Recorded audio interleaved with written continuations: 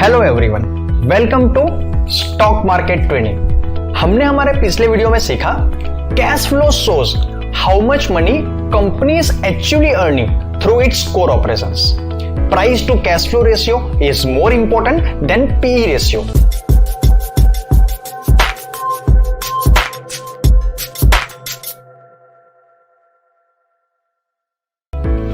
Our today's topic is company fundamentals, how to avoid a bad company, in which we will cover promoter holdings pattern, interest coverage ratio, quick ratio। चलिए इस topic को हम practically समझते हैं। यहां पे मैंने रिलायंस इंडस्ट्री के डेटा को ओपन किया है। हम जिस कंपनी में निवेश करना चाहते हैं, क्या वो कंपनी एक गलत कंपनी है? क्या वो फ्यूचर के अंदर बैंक करप्ट बन सकती है? ये हम कैसा पता करें? तो आज के वीडियो में हम जो सीखने वाले हैं, ये इंडिकेटर्स आपको हेल्प करेंगे गलत कंपनी जो वेल मैनेज नहीं है वैसी कंपनियों से बचने के अंदर। वो हम कैसा पता करेंगे? सबसे पहले आपको चेक करना है प्रमोटर होल्डिंग पैटर्न, कि कंपनी के जो प्रमोटर्स है वो अपनी कंपनी में होल्डिंग्स बढ़ा रहे हैं या तो उसको कम कर रहे हैं। अगर तो कंपनी के प्रमोटर्स को ही खुद की कंपनी में भरोसा नहीं होगा, जिन्होंने कंपनी को ओरिजिनली फाउंड किया है, तो लोग कैसे भरोसा कर पाएंगे?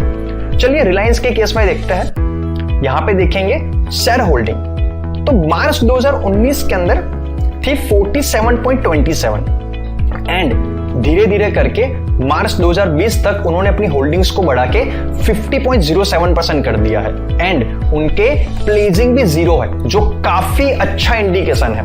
अगर तो कंपनी के ओनर्स अपनी होल्डिंग बढ़ा रहे हैं तो हम हिंदुस्तान यूनिलीवर के केस में चेक करते हैं शेयर होल्डिंग्स, इनकी शेयर होल्डिंग भी काफी ज्यादा अच्छी है। अगर हम देखें टाटा केमिकल्स के बारे में, तो उनकी शेयर होल्डिंग पैटर्न्स भी बड़ी है, जो काफी ज्यादा पॉजिटिव साइन है।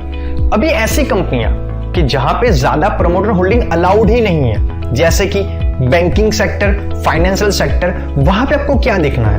वहां पे आपको देखना है डीआईआई एंड एफआईआई की होल्डिंग्स बढ़ रही है या तो कम हो रही है।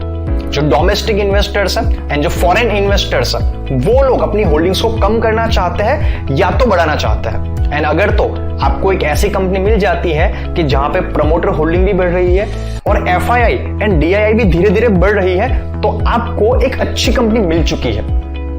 चलिए हम एक ऐसा केस लेके चलते हैं कि जहां पे ये रेशियो उल्टा है। कॉक्स एंड किंग्स लिमिटेड, जिसके बारे में हमने पहले भी एक बार डिस्कस किया है।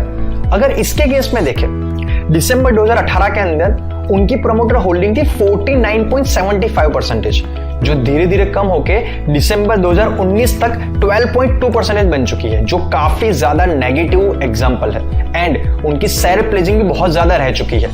यहां पे आप देखिए कंपनी के ओनर जिन्होंने कंपनी को स्टार्ट किया था, उनको ही कंपनी में भरोसा नहीं रहा है, तो बाकी लोग कैसे भरोसा कर पाएंगे? डेफिनेटली प्रमोटर होल्डिंग आपको काफी अच्छा इंडिकेशन देता है कि जिस कंपनी पे आप निवेश करना चाहते हो वो पॉजिटिव ट्रेंड के ऊपर है या तो नेगेटिव ट्रेंड के ऊपर है। उसके अलावा हमें और एक रेशियो देखना चाहिए, जो है इंटरेस्ट कवरेज रेशियो। इसका मतलब क्या होता है? It determines how easily a company can pay interest on its outstanding debt. Generally, the higher the ratio, better it is. Company ने जो भी लोन देके रखा हुआ है, उस पे कंपनी को हर एक साल इंटरेस्ट चुकाना पड़ता है।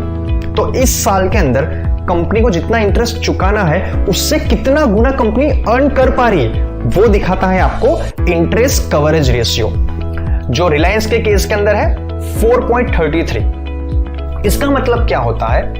अगर तो कंपनी को इंटरेस्ट के तौर पे 100 रुपए चुकाना है, तो रिलायंस इंडस्ट्रीज उसके सामने 433 रुपीज अर्न कर पा रही है, 4.25 गुना के आसपास, जो काफी अच्छा कहा जाएगा। चलिए देखते हैं क्या रियली में ऐसा है। आप यहां पे जाओगे पीएलएन स्टेटमेंट के अंदर, तो इंटरेस्ट देखोगे तो रिलायंस को चुकाना था 12,105 करोड़ एंड कंपनी ने अर्न किया ऑपरेटिंग प्रॉफिट 51,683 करोड़, जो इसके कंपेयर में एक्चुअल में 4.25 गुना के आसपास है, जो काफी अच्छा साइन है। अगर हम देखें टाटा केमिकल्स के केस के अंदर, तो इंटरेस्ट कवरेज रेशियो है 161.53, जो काफी ज्यादा अच्छा है। एचयूएल के केस के अंदर देखेंगे तो वो रेशियो है 86.77, जो भी काफी ज्यादा अच्छा है। तो हमें यह दिखाता है कि कंपनी कितनी कैपेबल है अपने इंटरेस्ट को चुकाने के अंदर।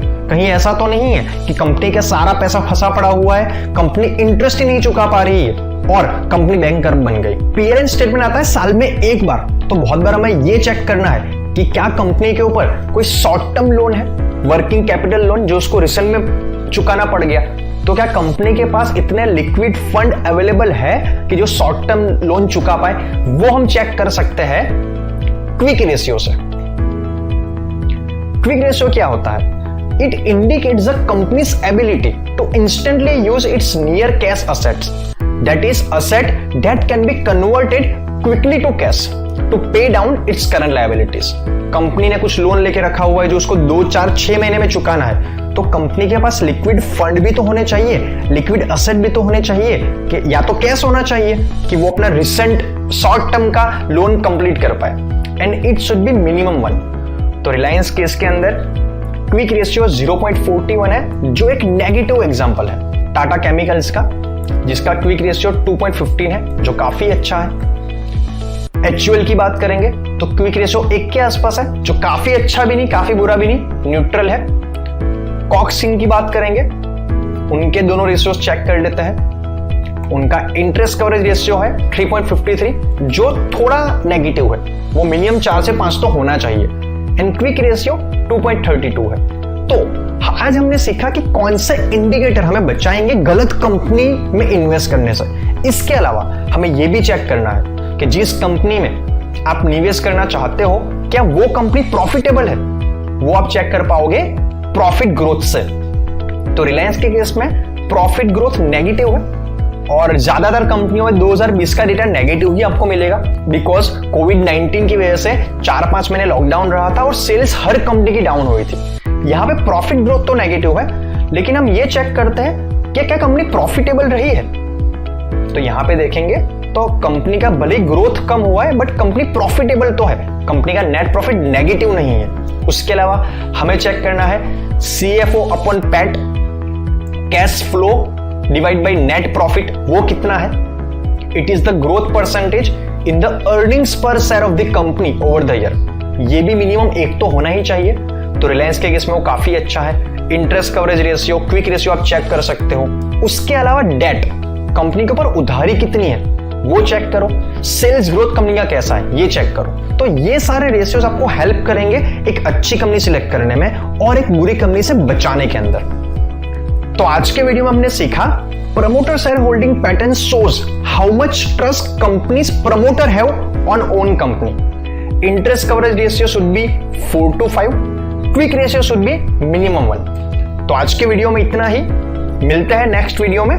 Thank you very much.